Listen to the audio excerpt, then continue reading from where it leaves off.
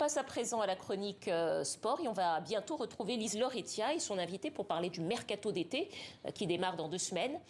Mais d'abord, direction Madagascar, où atterrissent des dizaines de footballeurs africains à qui de faux intermédiaires promettent des contrats juteux. C'est l'envers de la médaille. Et c'est ce qui est arrivé à Kevin Nzokem, un jeune gardien de but camerounais. Reportage. En ce jour de fête nationale camerounaise, Kevin retrouve les siens. Pour l'occasion, un match est organisé entre membres de la communauté camerounaise de Madagascar. Difficile d'imaginer qu'il y a quelques années, ce gardien de but intégrait le prestigieux centre de formation camerounais, le Fundesport de Samuel Eto'o, aux côtés d'André Onana. 2 talents, 2 trajectoires opposées. Onana devient un international camerounais titulaire à l'Inter de Milan. Kevin quitte le Sporting Club de Praia au Cap-Vert pour une destination inconnue, Madagascar. Un accident de parcours qu'il doit à un faux contrat proposé par des intermédiaires camerounais. C'est une grave erreur d'enfantillage. Parce que j'étais bien parti. Aujourd'hui, je devais être au Portugal. Et quand j'arrive à Madagascar, malheureusement, dès l'aéroport, je regrette pourquoi je suis arrivé à Madagascar. Je ne peux plus rentrer et je ne peux plus jouer dans un autre pays. Parce que je suis sous contrat avec le Sporting. Pour venir à Madagascar, il doit prendre en charge son billet d'avion lui-même et payer une commission de 500 000 francs CFA, soit 769 €. Il s'exécute car rien n'est trop grand pour les 8 000 € de salaire mensuel qu'on lui a promis. C'est 3 fois plus que ce qu'il gagne au Cap-Vert. Après 6 mois sans jouer, il signe un contrat avec le Zanakala FC au sud de Madagascar en tant que gardien de but, mais n'en dira pas plus sur son salaire. Chaleur, nourriture locale, gazon synthétique, il a du mal à s'adapter. Beaucoup de gens pensent que c'est facile de jouer à Madagascar, mais je vous assure, c'est l'un des pays les plus compliqués pour s'adapter au niveau du foot. Il faut connaître que tu es venu pour souffrir, tu es venu jouer comme un esclave, pour être même d'abord titulaire. Il n'y a pas de joueurs faibles ici. Ils sont très talentueux, très talentueux. Il y a beaucoup de joueurs là qui arrivent pour jouer au foot, mais ils ne parviennent pas à s'imposer. Dans les équipes, ici, on aime les étrangers. C'est difficile pour nous, mais on nous adore ici. Kevin fait aujourd'hui partie des 2 seuls expatriés à s'être imposés dans le championnat malgache. Je me sens pas à Madagascar et je le suis. J'ai réussi ma mission et je suis encore en train d'écrire mon histoire dans ce pays. Depuis qu'il est libéré de son contrat de 5 ans avec le Sporting Club de Praia, Kevin s'imagine déjà partir. Son rêve absolu, jouer pour le club hollandais PSV Eindhoven. Voilà, c'est aussi ça, hein, l'envers de la médaille du mercato qui commence donc dans 15 jours. Et on va parler de tout ça avec votre invité, Lise Laure, c'est Michael Ncho, ancien joueur professionnel ivoirien formé en France, reconverti en agent qui accompagne aujourd'hui plusieurs internationaux. Bonsoir. Bonsoir à vous, bonsoir à tous les deux. Bonsoir. Alors, Michael Ncho, qu'est-ce qui doit alerter un joueur? On vient de voir ce reportage quand il tombe sur un agent qui est peu scrupuleux. Moi, je pense que ça dépend de l'ambition du joueur lui-même déjà. C'est-à-dire que ces pays-là, en termes de visibilité, c'est un peu compliqué. Mais eux-mêmes doivent se poser des vraies questions. Qu'est-ce que j'ai envie de faire de ma carrière? Être le meilleur? Pour être le meilleur, tu sais que si un agent vient de parler d'argent, déjà, il n'y a rien de constructif dans ta carrière déjà. C'est que du matériel. Donc, tu sais déjà que c'est un agent qui n'est pas très clair. Voilà. Alors, quand on parle mercato, on a toujours sous les yeux des sommes d'argent complètement délirantes. Est-ce que c'est le cas aussi dans le mercato des joueurs africains, notamment? Et d'ailleurs, comment est-ce qu'on fixe ces prix-là, d'ailleurs? Ces prix de transfert. Moi, je suis pas trop... en tout cas, c'est pas trop ma manière de voir les choses. C'est-à-dire, ils ont tellement instrumentalisé le football qu'on parle que d'argent. Non, moi, je dis le football aujourd'hui, c'est éducatif. Donc, les joueurs eux-mêmes doivent se poser des questions. Le mercato, même si, il y a des grosses sommes, il y a tout ce qu'on peut dire. C'est quoi le montant du transfert d'un international africain? Non, ça dépend du joueur lui-même, de sa valeur, ça dépend de ce qu'il fait. Pour avoir une fourchette, pour qu'on ait un ordre d'idée. Non, il n'y a pas d'autre vraiment d'idée où il n'y a pas de prix fixe. Ça dépend de ce que le joueur va faire, de comment il va se valoriser, qu'est-ce qu'il va faire sur le terrain, qu'est-ce qu'il va montrer.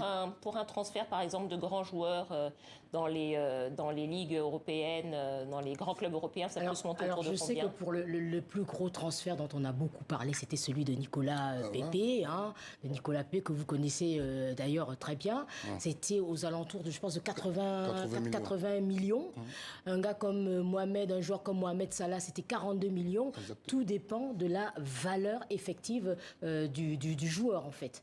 Donc, c'est vrai que ce sont des grosses sommes. Je pense que, par exemple, quelqu'un comme Zambo Anguissa, c'était 15 millions. Donc, tout dépend. Voilà. On va...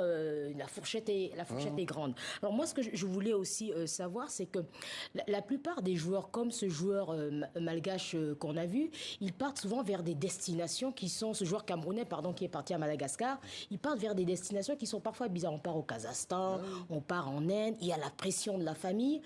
Qu'est-ce qu'on répond à ce moment à ce joueur ? Parce que la famille... Alors, quand vous dites bizarre, c'est parce que ce n'est pas des grandes nations de football, pour être clair. Voilà, ce n'est pas des grandes nations de football. Voilà. Alors, qu'est-ce qu'on leur dit ? Parce qu'il y a la famille derrière, quand même. Oui, je peux comprendre, mais le gouvernement déjà doit professionnaliser le football, la fédération doit investir dans le football, permettre à ces jeunes-là déjà de s'en sortir dans leur propre pays. Si ça, ce n'est pas le cas, le joueur lui-même doit se poser les vraies questions. Si je vais à Madagascar, en termes de visibilité, c'est un peu compliqué pour moi. Donc, je préfère rester dans mon pays, travailler, être le meilleur dans ce que je fais et être pioché de là où je suis pour aller en Europe encore. C'est mieux pour lui, quoi. Alors, justement, vous parlez de l'Europe. On voit que dans le championnat de France, en Ligue 1, en Ligue 2, il y a beaucoup de joueurs africains, mais beaucoup rêvent plutôt d'aller en Angleterre. Pourquoi il y en a moins ? Parce qu'il y a des quotas de sélection qu'on envoie dans notre propre pays avant de partir en Angleterre, parce qu'il y a des règles au fait, qui compliquent un peu les joueurs africains de pouvoir signer en Angleterre. Alors ces règles, c'est quoi ? Il faut une sélection. Ouais, il faut au moins 75% de sélection dans ton pays d'origine avant de pouvoir avoir le permis de travail pour pouvoir signer en Angleterre. Michael Chouet, quel est le rôle de l'agent de joueur dans cette architecture entre le joueur, le club et l'agent ?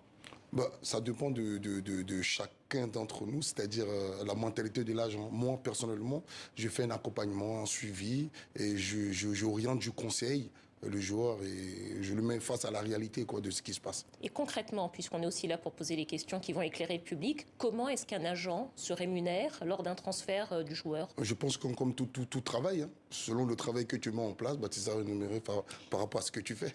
Mais concrètement, plus clairement, ça veut dire quoi ? Ça veut dire qu'il y a un pourcentage que quand, par exemple, vous transférez un joueur, vous avez quoi ? C'est autour de 2%, 3%, 5%, 10% ? Comment ça se passe ? Moi, personnellement, j'ai fait des transferts où j'ai pris 0 €.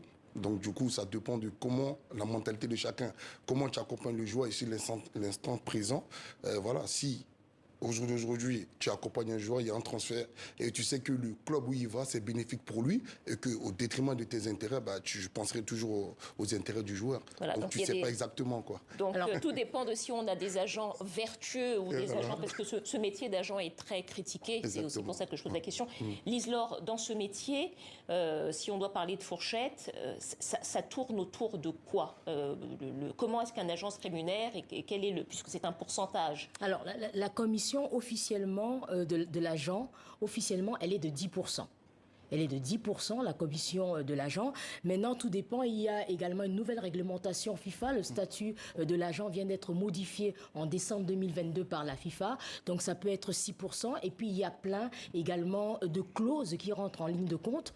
Donc, tout ça va dépendre, mais c'est, on va dire, entre 6 et 10% du transfert. Bon, Michael, je ne vous demande pas combien vous prenez, parce que je crois qu'on n'aura pas la réponse.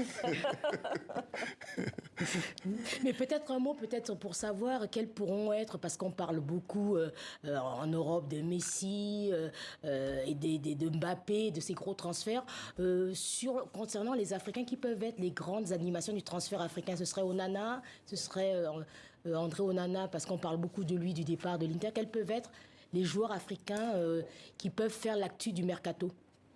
Il y a André Onana, il y a Evan Ndika qui est à Francfort, un jeune franco-camerounais, franco-ivoirien et camerounais. Il y a Karl Toko Ekambi aussi, qui est à Lyon, que j'ai fait signer à Rennes, donc aussi qui est en fin de contrat. Il y a Eric Bailly aussi qui est très intéressant. Il y a Onana qui est à l'Inter de Milan. Et peut-être Sadio Mané. Sadio Mané qui est un peu compliqué, c'est un peu compliqué pour lui au Bayern, lui aussi, voilà.